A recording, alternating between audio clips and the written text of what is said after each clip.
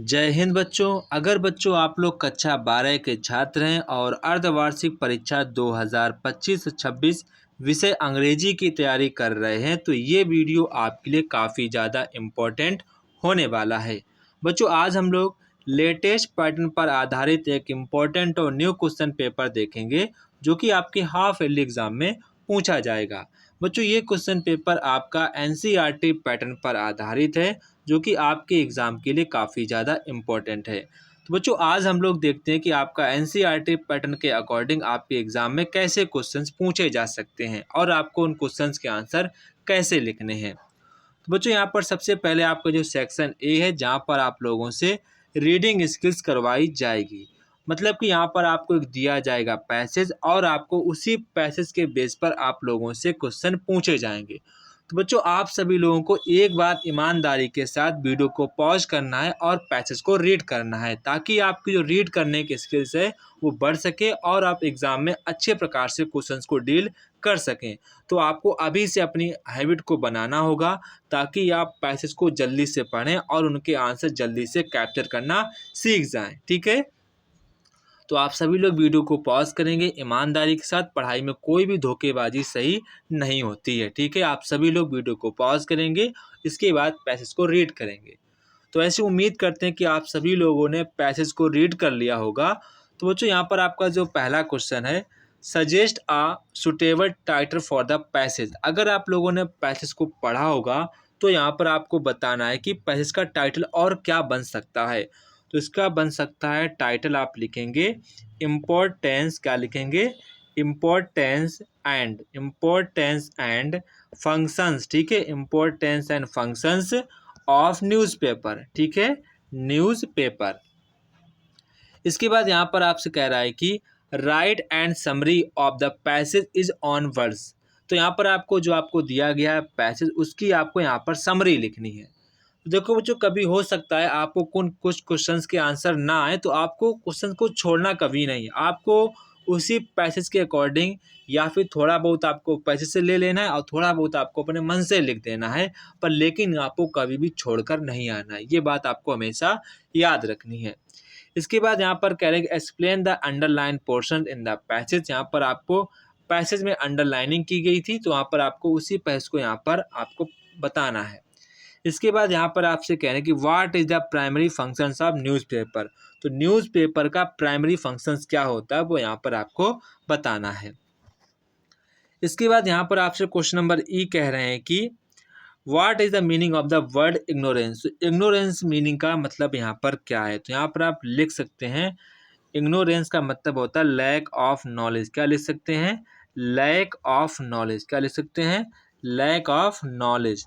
इसके बाद यहाँ पर कह रहे हैं कि इसका आप इस वर्ड का आपको यहाँ पर साइनोनिम्स बताना है कि इसका साइनोनिम्स क्या होगा। तो यहाँ पे आप लिख सकते हैं कंप्लेंट। क्या लिख सकते हैं, कंप्लेंट। ठीक है, कंप्लेंट यहाँ पर आप लिख सकते हैं।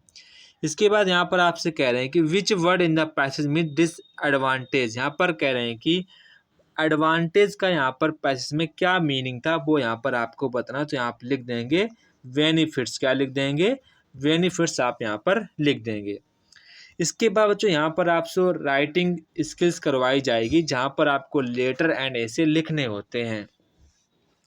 तो यहाँ पर आपसे क्वेश्चन नंबर 2 कह रहे हैं कि राइट एन आर्टिकल। आपको आर्टिकल लिखना है 100 to 150 वर्ड्स का लिखना है। यहाँ पर आपको किसी एक सब्जेक्ट पर आर्टिकल लिखना है। जब भी बच्चों आप आर्टिकल लिखें तो हमेशा ध्यान रखें हेडिंग बनाकर ही आपको आर्टिकल लिखना है ताकि आपको एग्ज़ाम में अच्छे नंबर मिल सकें। अगर आपने आर्टिकल में हेडिंग का यूज़ किया तो आपको 100% एग्ज़ाम में अच्छे मार्क्स मिलेंगे। इसके बाद यहाँ पर आपसे क्वेश्चन नंबर 3 कह रहा है यहाँ पर आपको लिखना है लेटर। किसी एक टॉपिक पर यहाँ पर आपको लेटर लिखना है। जो आपको आसान लगे वही आपको एग्जाम में करना है। ठीक है, इसके बाद यहाँ पर आपका सेक्शन सी आता है। सेक्शन सी यहाँ पर आपको ग्रामर क्वेश्चन पूछते हैं। तो यहाँ पर आपसे कह रहे हैं चूज आपको ऑप्शंस को चूज करना है। ठीक है, तो कह रहे हैं कि गवर्नमेंट बाय 1 पर्सन। तो इसका आपको सभी को आंसर पता होगा, ऑटोक्रेसी। क्या हो जाएगा, ऑटोक्रेसी। अ फूल्स पैराडाइज। इसका क्या हो जाएगा, इसका आपका हो जाएगा to live in state of enjoyment based on false hopes. तो यहाँ पर आपका ऑप्शन नंबर 3 वाला करेक्ट आंसर हो जाएगा। इसके बाद आपसे यहाँ पर ख्यूल का यहाँ पर पर्यायवाची शब्द यहाँ पर आपसे पूछ रहे, तो इसका क्या हो जाएगा, मर्सीलेस। क्या हो जाएगा, मर्सीलेस इसका आपका करेक्ट आंसर हो जाएगा। इसके बाद यहाँ पर आपसे कह रहे हैं कि Mohan is more taller than Ram, which word in the sentence is an error. यहाँ पर किस सेंटेंसेस में आपकी गलती है वो यहाँ पर आपको बताना है। तो मोर की जगह यहाँ पर क्या होना चाहिए, यहाँ पर आपसे कह रहे हैं कि किस सेंटेंसेस में यहाँ पर आपकी गलती है। तो यहाँ पर आपको बताना है, यहाँ पर मोर जो है आपका नहीं लगाना चाहिए, क्योंकि आपका जो टालर है पहले से आपका कंपैरेटिव डिग्री है, तो इसको और कंपैरेटिव डिग्री हम लोग मोर लगाकर नहीं बना सकते हैं। तो यहाँ पर आपका आंसर हो जाएगा मोर। ठीक है, मोर। इसके बाद यहाँ पर आपसे कह रहे हैं कि आपको ऑप्टिमिस्टिक जो आपको वर्ड दिया गया है, इसको आपको एंटोनाइम्स पूछा गया है, तो इसका आपका एंटोनिम हो जाएगा पेसिमिस्टिक। क्या हो जाएगा, पेसिमिस्टिक यहाँ पर आपका इसका एंटोनिम्स हो जाएगा। इसके बाद यहाँ पर आपसे कह रहे हैं कि do not any one of the following each part. ठीक है, यहाँ पर आपको सिर्फ और सिर्फ एक ही पार्ट करना है। ठीक है, तो यहाँ पर आपसे कह रहे हैं कि change into the indirect speech. I said to him you should not reconsider your decision. तो इसको आपको इनडायरेक्ट स्पीच में कन्वर्ट करना है। सबसे पहले आप क्या लिखेंगे, आई टोल्ड हिम। क्या लिखेंगे, I told him, I told him. ठीक है, that I told him that he should, क्या लिखेंगे, he should reconsider in his decision. ये आपको यहाँ पर लिख देना है।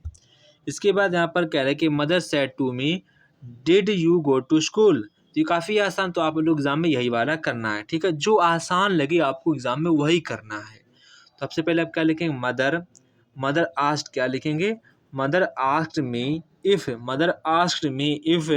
If I had gone to school. इसके बाद यहाँ पर आपको कंबाइन द सेंटेंस करने हैं। पहला यहाँ पर आपको कंपाउंड सेंटेंस में इसको कन्वर्ट करना है। सबसे पहले आपको कंपाउंड सेंटेंस में कन्वर्ट करना, तो आप लिखेंगे ही वॉज। क्या लिखेंगे, ही वॉज अनॉयड। आपको फिर लिखना है बट। क्या लिखना है, बट ही सैड नथिंग। इसके बाद यहाँ पर आपको कम्प्लेक्स सेंटेंस में इसको कन्वर्ट करना है। He is telling a lie, it is clear. तो यहाँ पर आपको लिखना है it is clear that he is telling a lie. इसके बाद यहाँ पर आपको ट्रांसफॉर्म द सेंटेंस आपको करना है। तो यहाँ पर आपसे कह रहे हैं कि आपको रिमूव टू करना। क्या करना है, आपको यहाँ पर रिमूव टू करना है। सबसे पहले यहाँ पर आप रिमूव टू कैसे करेंगे, यहाँ पर आपको लिखना होगा ही। क्या लिखेंगे, ही रीच्ड द स्टेशन। ठीक है, सो लेट। क्या लिखेंगे, सो लेट। फिर आपको लिखना होगा that he could not catch the train. इसके बाद यहाँ पर आपसे कह रहे हैं कि इसके बाद आपको जो नेक्स्ट सेंटेंस था, वेदर द बॉय सक्सेस और फेल्स डिपेंड्स ऑन ड्यूटी, इसको आपको यहाँ पर कम्प्लेक्स सेंटेंस में कन्वर्ट करना था। सिंपल सेंटेंस में आपको इसको कन्वर्ट करना था। तो आप लिखेंगे आ बॉयज़। क्या लिखेंगे, आ बॉयज़ सक्सेस और फेल्चर डिपेंड्स ऑन हिज स्टडी। ठीक है, इसके बाद यहाँ पर आपसे कह रहे हैं कि आपको यहाँ पर इसको सही करना है, इसमें कुछ मिस्टेक्स है तो वो यहाँ पर आपको सही करनी है। ठीक है, तो यहाँ पर आपको लिखना होगा ही इज़। क्या लिखना होगा, ही इज़। ठीक है, ही इज़ रिप्लाइड। ठीक है, ही इज़ रिप्लाइड यहाँ पर आपको लिखना होगा। ठीक है, इसके बाद यहाँ पर आपसे कह रहे हैं कि टालर देन, जहाँ पर आपका मी लिखा है इसके बाद यहाँ पर आपको आई लिख देना, he is taller than I. इसके बाद यहाँ पर आपसे क्वेश्चन कह रहे हैं कि यूज़ द, आपको यहाँ पर फ्रेजल वर्ब का यूज़ करना है मीनिंग वर्ड के साथ। ठीक है, इसके बाद यहाँ पर आपको ट्रांसलेट करना है इंग्लिश में। तो आपको सबसे पहले क्या लिखना होगा, हमारे विद्यार्थियों के सामने आज अनेक समस्याएं हैं। तो today our student face many problems. उन्हें यह समझाना चाहिए कि शिक्षा का लक्ष्य केवल सरकारी नौकरी नहीं है। They should understand that the aim of education is not just to get a government job. Bharat एक खेती प्रधान देश है। India is an agriculture based country. यदि यहाँ पढ़े लिखे लोग खेती की ओर ध्यान दें, if educated people here pay attention to farming, तो हम लोगों की गरीबी दूर हो सकती है। वी कैन एलिमिनेट पॉवर्टी, हमारे गांव में सुधार की ज़रूरत है। अवर विलेज नीड इम्प्रूवमेंट, ये आपके यहाँ पर ट्रांसलेट हो जाएगी।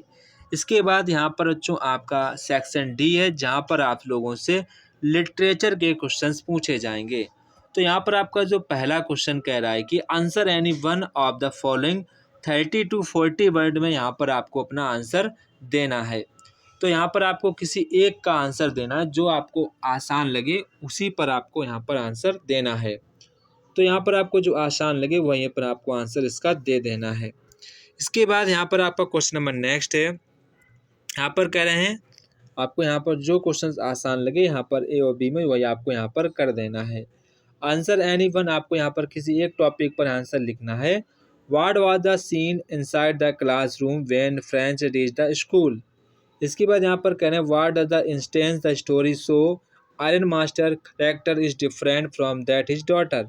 इन दो में से आपको किसी एक क्वेश्चन पर आंसर लिखना है। वैसे आपके लिए क्वेश्चन दोनों ही इंपॉर्टेंट क्वेश्चन, इसको आप अच्छे प्रकार से तैयार करना है। इसके बाद यहाँ पर आपका क्वेश्चन नंबर 9 है।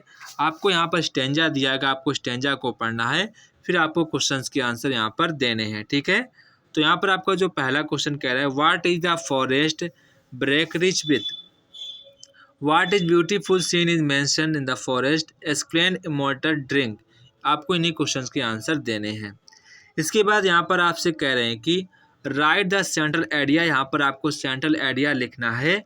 यहाँ पर आपको किसी एक टॉपिक पर सेंट्रल आइडिया लिखना है, जो आपको आसान लगे उसी पर आपको लिख देना है। इसके बाद बच्चों यहाँ पर आपसे कह रहे हैं कि आंसर एनी वन, आपको किसी एक टॉपिक पर आंसर लिखना है। यहाँ पर कह रहे हैं कि what did Sam the write is in his letter to Charlie, और मैं यहाँ पर आपसे कह रहे हैं कि what was the birthday gift the Maharaja spotted in the gift shop, और मैं यहाँ पर आपसे कह रहे हैं कि what is the study of Antarctica useful to us. इसके बाद यहाँ पर आपसे और मैं कह रहे हैं how do geological phenomena help us to understand human story. ये आपके लिए काफ़ी ज़्यादा इंपॉर्टेंट क्वेश्चन है, इसको आप अच्छे प्रकार से तैयार करना है। इसके बाद जो यहाँ पर आपका क्वेश्चन नंबर 12 है। यहाँ पर आपसे कह रहे हैं कि answer any one of the following in about 100 words, describe the outcome of Charlie quest for the third level at Grand Central Station, और मैं यहाँ पर आपसे कह रहे हैं कि why did the writer visit Antarctica, what does she say about Gondwana. ठीक है, तो बच्चों दोनों के क्वेश्चन आपके एग्जाम के लिए काफ़ी ज़्यादा इंपॉर्टेंट है। बस आपको एक बात ध्यान रखनी है, जब भी आप लॉन्ग आंसर लिखें तो लॉन्ग आंसर को हमेशा आप हेडिंग बनाकर ही लिखें, ताकि जो कॉपी चेक करे वो आपको अधिक से अधिक मार्क देने का प्रयास करे। तो बच्चों ये था हमारे क्लास 12 का इंग्लिश का एक इम्पॉर्टेंट क्वेश्चन पेपर, जो कि आपके एग्ज़ाम के पॉइंट ऑफ व्यू से काफ़ी ज़्यादा इम्पॉर्टेंट है। आप सभी लोग इस क्वेश्चन पेपर की अच्छे प्रकार से तैयारी करना है, ताकि आपके एग्ज़ाम में अच्छे मार्क्स आ सकें। तो जय हिंद बच्चों, फिर मिलते हैं अपने नेक्स्ट वीडियो पर। तब तक कि आप सभी बच्चों को जय हिंद।